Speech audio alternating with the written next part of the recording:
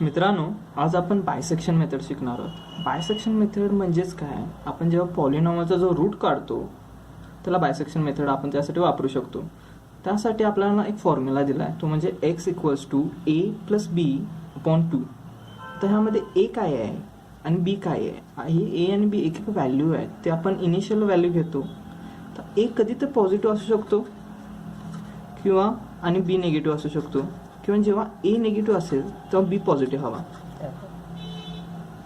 ह्यांचं जे f(x) वाला f(x) a किंवा f(b) चं b, हे एक तर a पॉझिटिव्ह आहे आणि b निगेटिव्ह आहे, किंवा a निगेटिव्ह आहे आणि b पॉझिटिव्ह आहे.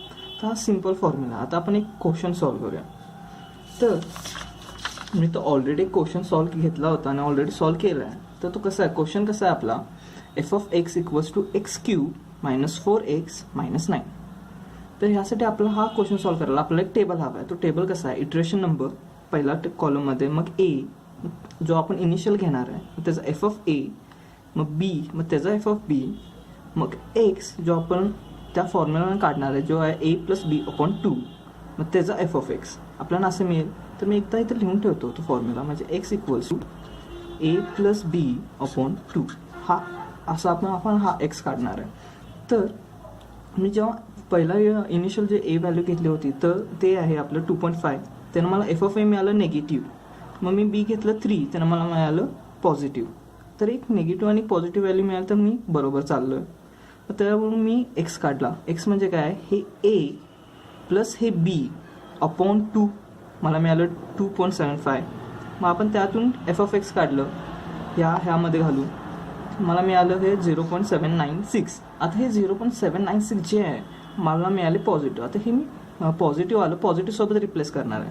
म्हणजे हे हा जर आता हे पॉझिटिव्ह आहे 3 आणि 6, मग हे इथं मी पॉझिटिव्ह सोबत रिप्लेस केलं आणि जे निगेटिव्ह आहे ते असंच घेतलं. का मी असंच का घेतलं, कारण आपल्याला एक व्हॅल्यू पॉझिटिव्ह हवी आहे आणि एक व्हॅल्यू निगेटिव्ह हवी आहे.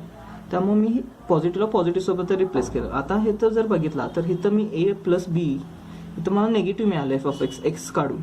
तर हे निगेटिव्हला मी निगेटिव्ह सोबतच रिप्लेस करणार. त्या निगेटिव्हला जर मी पॉझिटिव्ह सोबत जर रिप्लेस केलं तर मला 2 व्हॅल्यू निगेटिव्ह मिळतील. तर 2 व्हॅल्यू निगेटिव्ह मिळून आपल्याला चालणार नाही. आपल्याला एक व्हॅल्यू पॉझिटिव्ह आणि एक व्हॅल्यू निगेटिव्ह हवी. म्हणूनच मी या निगेटिव्हला इथं निगेटिव्ह सोबत रिप्लेस केलं. 2.625 आणि -1.412 ला आपण ही पहिला a वा पोर्शन आपला निगेटिव्ह आहे आणि b वाला पॉझिटिव्ह आहे. आता आपण असंच यामध्ये व्हॅल्यू टाकून मिळाला, जसं की a पॉझिटिव्ह आहे तर मी लिहितो आणि b निगेटिव्ह आहे.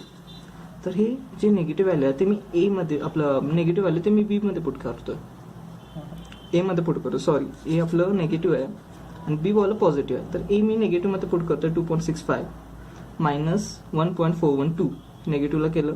आता b आहे तसं मी खाली घेतलं आणि ह्याच्यावर मी परत x आणि f(x) काढलं. आता हे मला निगेटिव्ह मिळालं, मी परत निगेटिव्ह मध्ये पुट केलं. मग परत मी f(x) काढलं.